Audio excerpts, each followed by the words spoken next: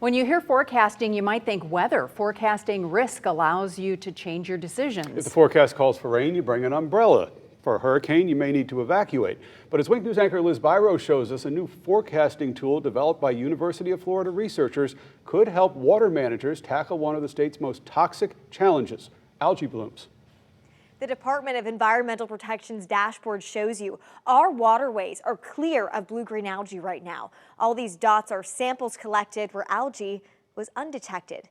But when the time comes, the new model can predict the risk of harmful blooms in the Caloosahatchee a day in advance. This is a game changer not only for water managers, but all of us. There's a definite resemblance of the way it was before. Whether it's a neon green film or mats of chunky blue, green, and brown like a carpet over the water. When blue-green algae pops up in Tony Karp's backyard, all he can do is react. My daughter and I, we began to wear a mask, and then we would make a quick exit out, and then we would head in the house as quickly as possible. It was just so awful. You don't want to even be outside breathing or smelling the stuff. Wear a mask, avoid the water, avoid being outside until it goes away.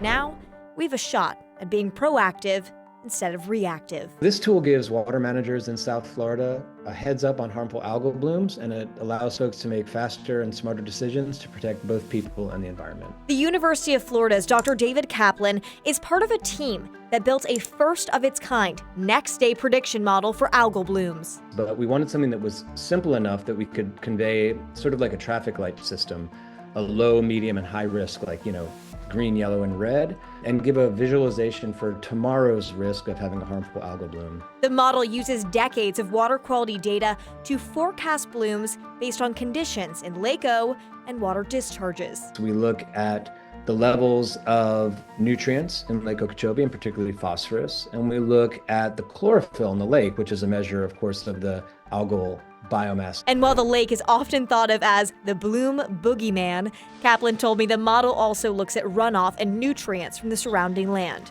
When Lake O is the primary freshwater contributor, the model is 80% accurate. When runoff is dominant, it's almost 50% accurate. So I think with this information, Floridians, especially those in Southwest Florida, have a little bit more information to decide how to protect their families, their communities, and the ecosystem. Kaplan told me collaboration and consistent data collection is key. Next up, expanding the model beyond tomorrow's forecast.